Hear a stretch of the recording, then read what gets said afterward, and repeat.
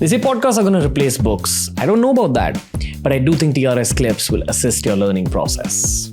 Talk about a grenade, sir. Like what? Useless weapon. You think so? Useless thing. Absolutely, Why totally do you- useless. Why do you feel so? Again, Murphy's law. My experience is, you use it 10 times and it'll go, only one or twice. How, raw question again, rookie raw question, how big is a grenade explosion? Okay, it can be. You can temper with this thing. What kind of explosion you want? For example, you throw a grenade, it will have a certain impact. There are certain fuses in terms of seconds. You want grenade to explode in what fraction of seconds? 3 seconds, 5 seconds, what seconds? So you set So it. accordingly, you take out the pen. Yeah, okay. That is one. Second, it is very sensitive in nature. My experience is that you throw it and it never goes off at the time. Okay? And it is not something which you actually very much used in routine. We used to always carry as per the seklai. Two you carry in this pouches, you carry in this pouches. But very rarely you get a chance to use it actually.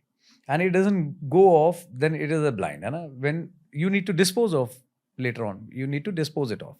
Huh? अब उसको dispose off करने, you can't leave it blind. It will go and harm some animal or anyone who is passing. Okay, So you okay, need to take care of that thing to rule out any possibility. Gotcha. To avoid any unforeseen contingency, you need to dispose it off. So what do? You place some cordex, detonator, and आप लगाओगे साथ में, and so that it is blown off. If there is a detonator, cordex, and I do some digging and put it in the ground, the impact will be double. If I tie a knot in the cordex, and 2 knots, impact will be even more.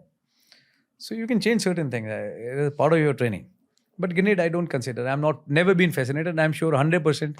You ask any army personnel, they say, sir, this is one weapon, I can do away with it. And not that you're not confident. We don't find it very effective. How big is the explosion? Or how strong is the explosion? See, for any weapon, there is a template. Template means every weapon has been designed in a manner that it has got a killing zone. There is an effect. It will go only up to a meter or diameter or circumference of this area. Anything. When you are thrown it, so the splinter will go only up to this area and cause a damage. Beyond that area, if you are standing, and it will not reach you also. So roughly about 2 meters? It depends in terms of distance. It also depends on the angle.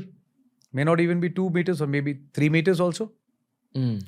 There are a lot of factors which comes into play. But when you are training someone to be in a combat situation with a grenade, what is the training given to that person? Like in what situation are they supposed to use it? Okay. You can use it when somebody is hiding in a situation, in an open ground, but on the other side of the cliff or something. Okay. Where yes, you can throw it and can cause damage. That is one. Second, for the bunker clearance. You are getting like in Kargil and other places you have seen. When somebody is taking a pinpoint shot and causing a heavy damage to the troops, and all you see is a loophole. That is one area you can actually cause damage to the enemy. But I give you today, we have got better options. Weapon like AGL, pinpoint precision. What is that? AGL is automatic grenade launcher. Okay. It has got a tripod, so a lot of stability. Then it has got lot of ammunition is inside a box. You set the target. There are instruments. You set the target, and you can send up to even a distance of many meters. 800 meters, 900 meters. You set that alignment there. It is so damn effective and precise. I tell you, even in a small box of 1 feet by 1 feet, or even lesser than that, it'll go pinpoint shot into that bunker from such a distance. It's like a grenade gun, basically. It's a grenade gun, yeah. You can say in layman language, grenade gun. But it is so very sophisticated, even the mosquito comes in between. After it had traveled that prime distance and it gets primed and it'll go off. But very effective. So why to use grenade when you can use from a large distance? Is it the same as like a bazooka in some ways? No, I'll show you the picture. I'll explain it to you what it looks like and how it works. Is there something like a bazooka or missile launchers that No. See, okay. No, I'm not talking You about see this tripod of yours? It is something, it has got a tripod. Got it. 2 legs in the front, 1 in the back. And then it is very simple. You see a huge muzzle, and then certain instrument where you do the calculation, do the settings. And there is a cord. You pull the lever, and all you need to do, you don't even have to look at the target. No, you just have a rough look. Once you've done the setting, and you just press the button. You feel nothing, and very smooth. It goes and hit the target. Parallelly, Yeah. like, does the Indian military today also use again, I'm just trying to get a better understanding of the weaponry used. Because as civilians, our only information about weapons comes from video games, pretty much. Like Call of Duty, Counter-Strike, these kind of games. Where, there are bazookas, there are missile launchers, there are flamethrowers. Are these kind of weapons a part of... all kind of weapons are there. It is only, as per the requirement as per the operational requirement and the role and nature and employment of the forces. Like RR will be heavy oriented toward a particular weapon. For specific reasons, I'm not naming the weapon. Okay. SF has got a special requirement. They operate in small teams. Whether it is communication, they need to be in lightweight, long range. And the weapon. When you're going in a fighting in a built-up area, I always prefer to carry a pistol. The houses are there, small rooms, and if you carry a big weapon and you think you will do wonders, the moment you enter, somebody will catch from the muzzle only and take care of you. Smaller weapon, it gives me more swiftness, but then, it is very difficult to take a shot from the pistol from a close distance also. Close quarters. Why?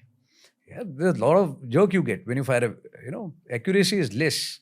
It gives you the moment, even if you hold with two hands, a lot of practice, it gives you a lot of jerk.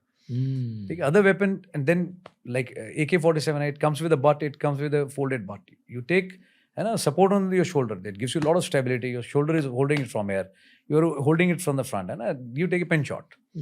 So apna comfort zone hai. Like in close quarters, I always use pistol, and when you're going to say ops and it is a little open kind of area, the preference was AK-47, 56. So every unit has got a weapon profile. There is in organization, it has been clearly stated what all weapons and equipments are authorized to a particular unit. So every unit has got an authorization set, and they use those weapons. Foreign militaries, the American military or the British military, are the weapons that they use significantly better than the Indian military? Because what I have understood about the Indian military is that we're jugadus even there, and like we kind of alter weapons to make them better. That's a very limited understanding, but that's what I have understood. Am I right in saying that the Indian military is a lot about engineering better weapons? I don't know whether it is the correct answer to your question, but definitely I would like to make one statement. Weapon, equipment, communication profile, whatever it may be. But the biggest brand and the best brand in the entire world is Indian Army. I'm damn clear on this.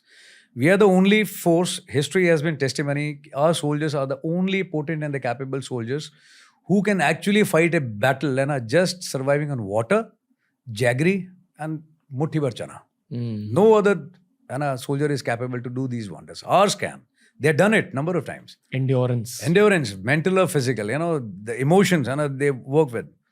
No soldier, our soldiers are unparalleled. They are amazing. No requirement, nothing. In the name of the country, people don't even think about their families when it comes to actually duty. I had realized I had gone through one instance myself, people were berserk. Tomorrow, bloody, we'll do this. Emotions, we are soldiers, I'm telling you, nobody knows their potential. Galwan, you must have seen a young boy, Khalsa, bloody fell down from this thing, again came back, tied his turban, again taken by a number of people and bloody had their happiness. And when the body was taken, the mother is carrying the body of that soldier. Where do you get mothers like this?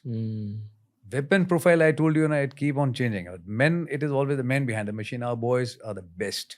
No doubt about it. Thanks for watching. Make sure you check out the entire episode and also check out this playlist that we've curated just for you.